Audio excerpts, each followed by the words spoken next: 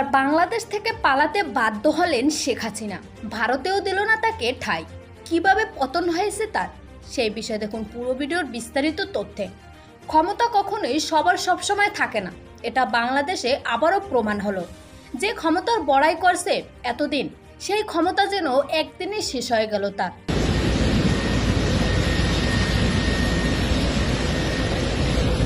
দেশের ছাত্র ও জনগণের আন্দোলনে আজ গণভবন ঘেরাও করার কথা ছিল, তবে এর আগেই দেশ ছেড়ে চলে যান শেখ হাসিনা ও শেখ রেহানা।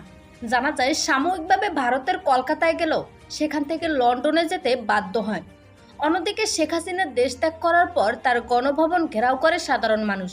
সেখান থেকে দেখা যায় কেউ হাঁস কেউ মাছ, যেটা পারছে সেটা নিয়েই আসছে। এখন সোশ্যাল মিডিয়ায় এটা ভাইরাল।